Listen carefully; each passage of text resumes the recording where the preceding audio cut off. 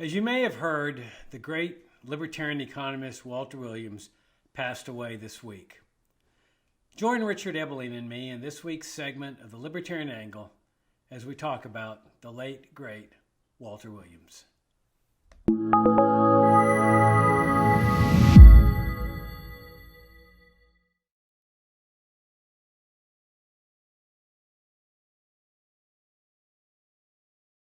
I'm Jacob Hornberger, President of the Future of Freedom Foundation, and this is this week's segment of the Libertarian Angle, the show that brings you the principled case for libertarian. And I'm joined, as I am every week, by my longtime co-host for the Libertarian Angle, Richard Ebley, professor of economics at the Citadel. Richard, good to see you again. It's good to see you, and happy holiday to you and our viewers and listeners. Yep. Thanks again for tuning in. Thanks for your great support. This, as you all know, this is our end-of-year fundraising time. You should have gotten our end-of-year fundraising letter either in print or online or by email. We would greatly appreciate your support. These are difficult times in which we're living for liberty, and we've got just to keep fighting harder than we ever have, and that's what we're doing here at FFF. And of course, you all know our longtime methodology has always been to raise people's vision to a higher level, to what a genuinely free society is. And we intend to continue doing that. You've kept us going for 30 years, and we greatly appreciate and we need your support for the coming year. So come and visit us at ff.org, click that support button. And of course, if you're new to this, subscribe to our YouTube channel. So, Richard, this is a sad week in the history of the libertarian movement, the passing of the great Walter Williams, professor of economics at George Mason University, just really one of the true giants of our movement. And certainly in our time, yours and my time, Walter's just been force for just such a powerful force for liberty for the entire time that I've been in the libertarian movement, and his books have been strong influences on me, especially The State Against Blacks. Walter was heroic, and he was a type of guy that was just sort of larger than life. You just never thought about Walter Williams passing away. I mean, he was, I think, 84, but always in great shape, active cyclist. I mean, you just never figured that Walter Williams would be one of the ones that passes away, and then unexpectedly it happens. And of course, there's tributes and accolades all across the libertarian movement. In today's FFF Daily, we're going to be linking to numerous articles in the mainstream press giving tribute to Walter Williams. And then our Saturday edition of FFF Daily, we're going to be linking to some of the libertarian organizations, tributes to Walter. So it's a big thing. I mean, you can see, anybody that isn't familiar with Walter, go to our FFF Daily or our website today, and you'll see, any number of tributes and all the things, the accomplishments that Walter Williams did. And he was a good friend of yours and a good friend of mine, and a good friend of practically every libertarian in the movement. Everybody just held Walter in such high esteem. So it's a sad day. What do you think, Richard? Well, I was dumbfounded when yesterday I saw this notice on my email that he had passed away either late the night before or early that morning.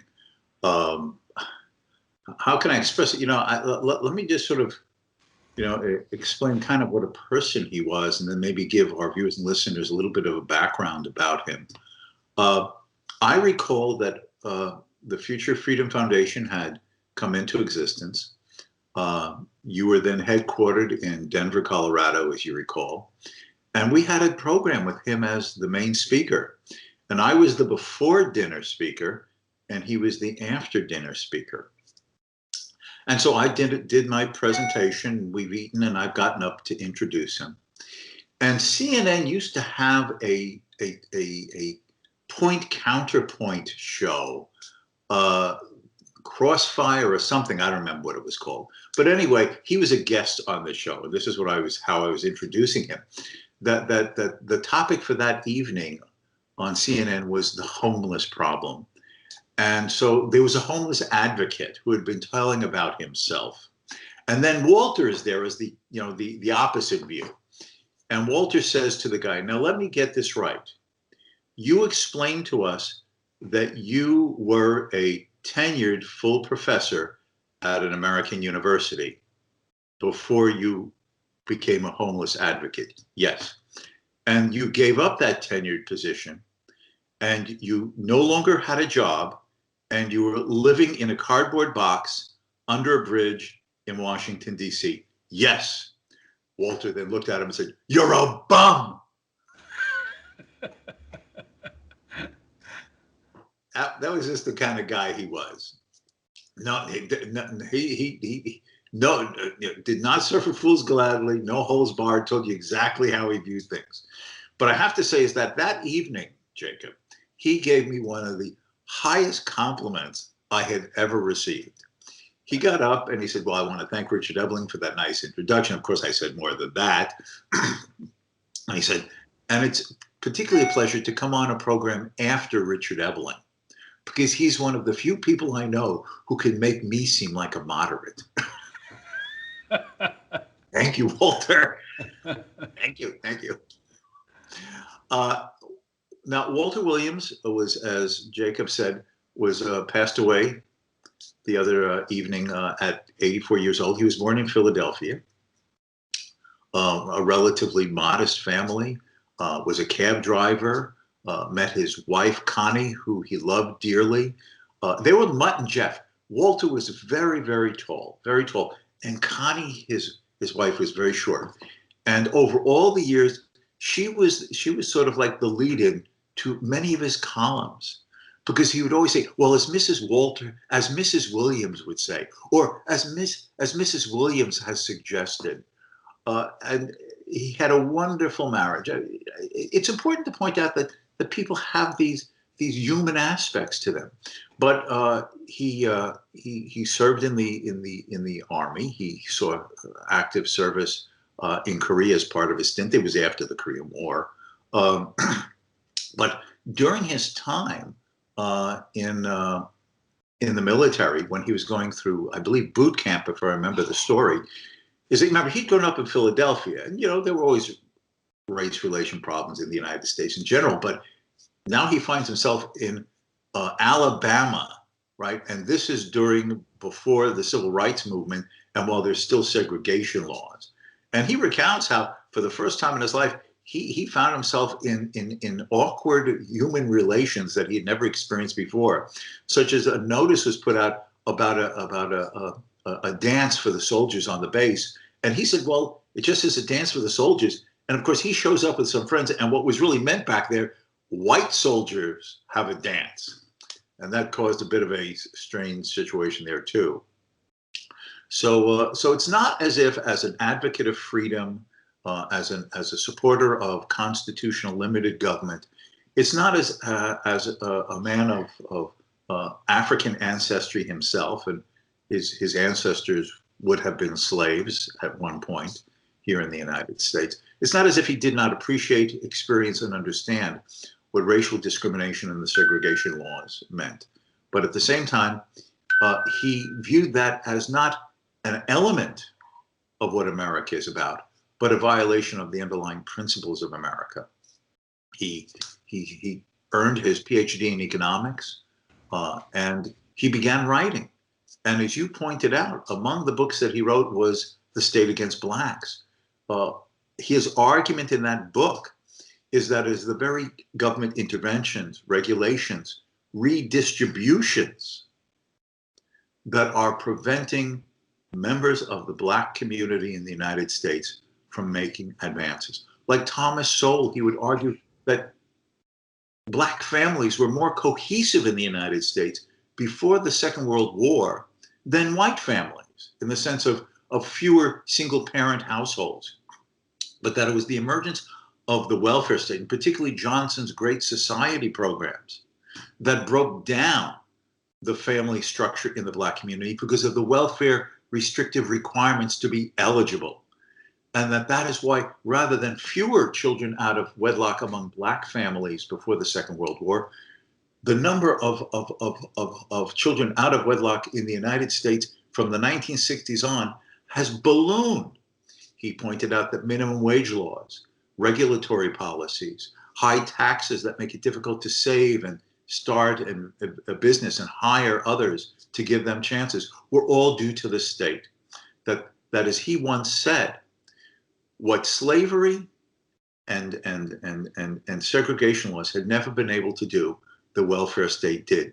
Keep Black people permanently down, make it difficult for them to rise up, and destroy the family structure of the Black community. But he went beyond this.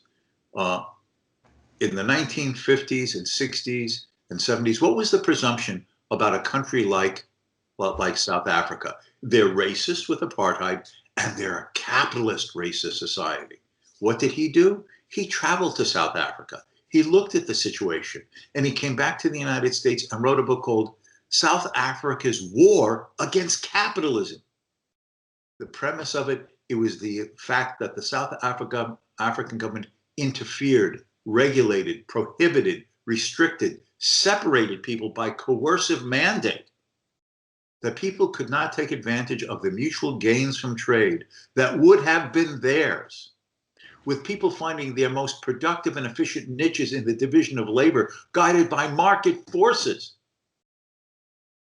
rather than the state wanting to protect inefficient, less productive, socially lower members of the white South African community from the competition of members of the Black African community in South Africa that would have risen up far better and faster and more effectively if the government had just gotten out of the way. It was South Africa's war on a truly free market capitalist system that was keeping the Black man down in that part of the world, not capitalism, statism. For decades, and I assume that many of our viewers and listeners probably caught all of them, or like myself, quote, read them religiously every week. He had this syndicated column with poignant conciseness, humor, historical evidence, would smash one after another of government regulations, redistributions, interferences, debunking fallacies, and pointing out the errors of numerous government policies. He was an unbelievably clear and effective and important voice for liberty in the United States and the world. You know, we often say that individuals matter, and Walter Williams is a proof of that. We are poor intellectually, and for those of us who knew him personally, for having had him pass away now. But at least we had him for 84 years. Yeah. One of the fascinating things about his columns was that I hardly ever saw anybody on the left attacking him. When he would come out and attack the welfare state or minimum wage laws or discrimination laws, that I just never saw it. And the only thing I can figure is that they just didn't want to take on a Black libertarian economist. I mean, because his intellect was so powerful. I mean, you just did not grapple with Walter. I mean, Walter just said it like it was. He clearly didn't care what anybody thought. He was going to express his truth, and that was the way it was going to be. And I just found it fascinating that I hardly ever saw anybody on the left take him on, even though, as you point out, Walter was here challenging the real fundamental principles of the left, the welfare state, the regulated, managed economy, and so forth. I mean, Walter, I think, is like a modern day Henry Hazlitt. I mean, this guy, Walter, just, you know, he was able to write in clear, succinct ways that everybody could read, could understand. But at the same time, he had this powerful intellect, academic. I mean, he was head of the economics department for a long time at George Mason University. He taught not only in the undergraduate program, but in the graduate program as well. And he was one of the most popular, if not the most popular professor in economics at George Mason. And I often hear stories of people that took classes under Walter. One of my favorite is on voting. That he was walking his dog or something, and his next door neighbor says, Professor Williams, who are you voting for? And Walter says, I'm not. She says, what do you mean you're not? He says, I don't vote. And she says, well, that's just terrible. How do you expect to change things in this country if you don't vote? And he says, well, I've got a syndicated column. I've got books. I teach classes. I'm the guest host for Rush Limbaugh's program, and I influence people that way. She says, well, that's just terrible. What if everybody took that position and didn't vote? And Walter said, well, then I'd vote. So, I mean, the guy was so poignant in his humor. He was just great. I mean, it was just great all the way around. And one of the most impressive things about him was his principal stand on discrimination laws. I mean, he didn't mince words. He made it very clear that government should not discriminate. That's a fundamental principle, that government has to treat everybody alike. But in the private market, freedom of association, freedom in general entails the right to discriminate. And he would give all kinds of examples about, how he discriminated against all these other women when he married his wife. And he took that principle stand, even though he had to know that it was a very unpopular thing to do.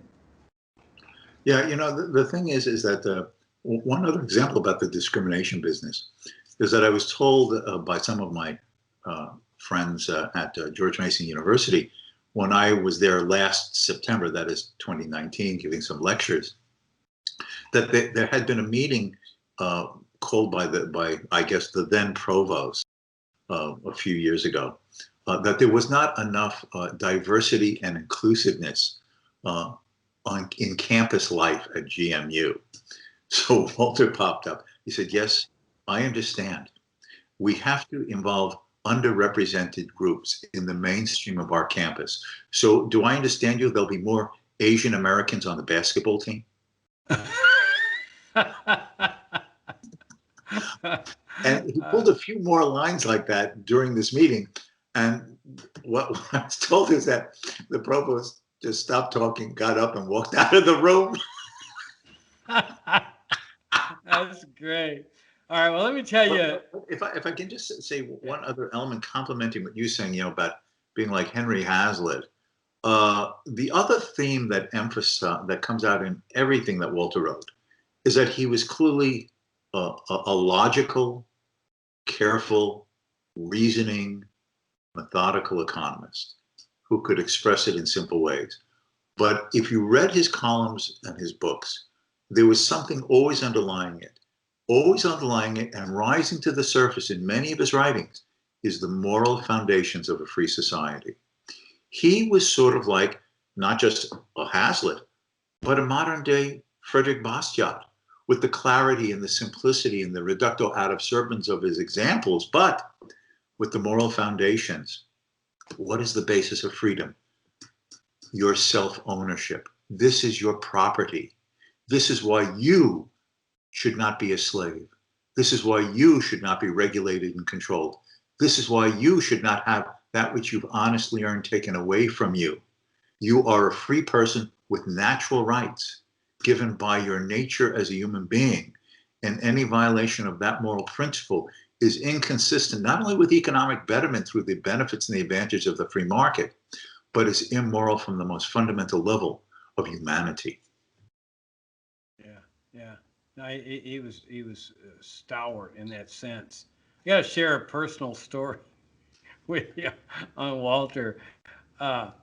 So I'm Hispanic. My mother was Mexican American, and Walter knew that, and he was always making fun of me. There's Taco Man, Oh, there's a illegal immigrant, Hornberger, and we go to conferences, and he would poke fun at me, and I never said much. I just kind of smiled. But I got my revenge 2 times.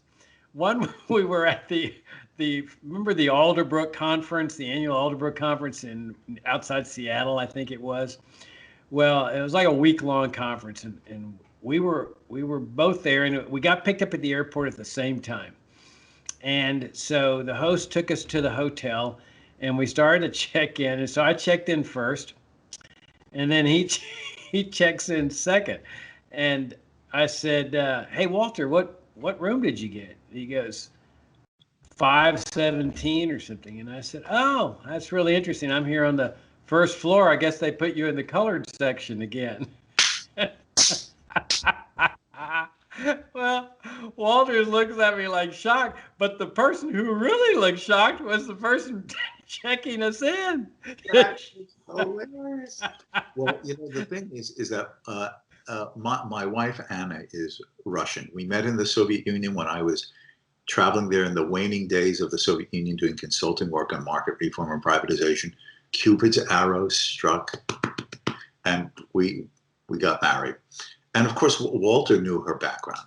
And my wife is a feisty free market advocate. Jacob knows this. And she too does not mince words. She does not suffer fools gladly, especially on these political principles. And Jacob can confirm that. But Walter, so he would always be exchanging these things with Walter. And he ended up giving her a nickname, my little communist. Because my wife is as short as his wife was, like 5'0". Now, my wife wanted to get back, so we're living at Hillsdale, Michigan. I was then the Mises professor at Hillsdale College. This is before websites. This is before the internet. This is before all of this stuff. So we opened the local newspaper one day, the Hillsdale Daily News, and it says a man has been arrested for having had sexual relations with his daughter and fathering 3 children with his daughter. That's shocking, right? What is the guy's name? Walter Williams. Now, there had been a picture of the guy on the front page of the newspaper. Now, remember, you can't do anything like on a computer back then. So we got an extra copy of the paper, and we cut out the guy's picture and got from another book or newspaper a picture and like scotch taped his picture in and sent it to his wife, Connie. That's great. A few days later, right? And remember, it goes through snail mail back then. So a few days later, the telephone rings. And who is it? It's Walter. I want to speak to my little communist. She is going to pay. That's awesome. That's awesome. Okay, well, let me share with you another one along these same lines. That Walter was speaking at a conference in France. Forget the name of the town, small little town. That it was a conference sponsored by the Foundation for Economic Education. So I had no plans to attend that conference, and there was no reason for Walter to even suspect that I would be at a fee conference in Carcassonne, France.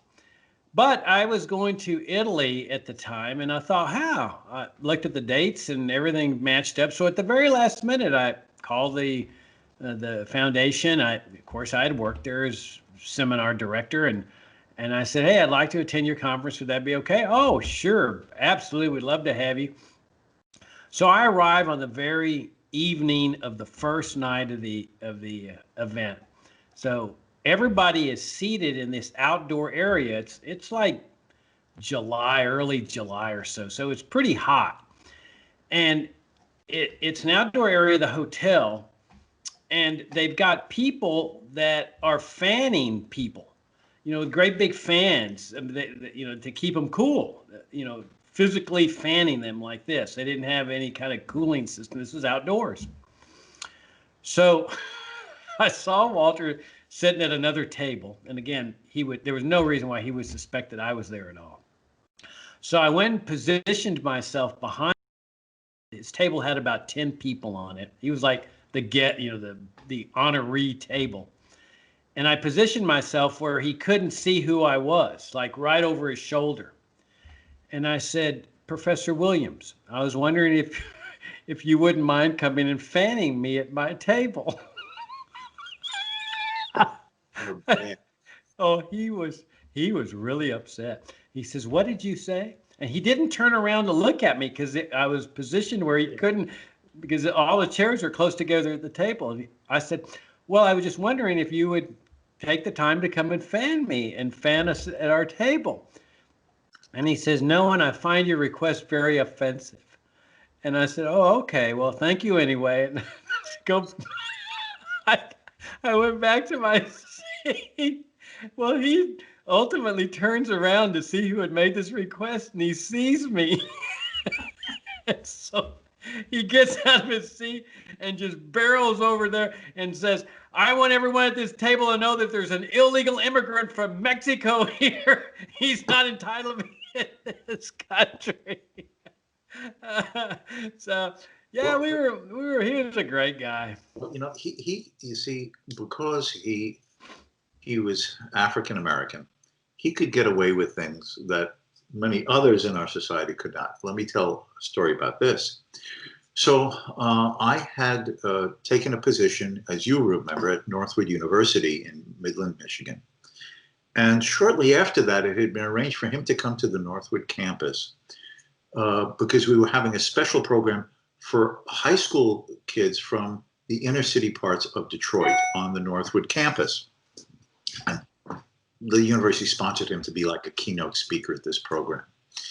And so, of course, he gave a talk defending the free market and capitalism and all the other business. So now it's Q&A.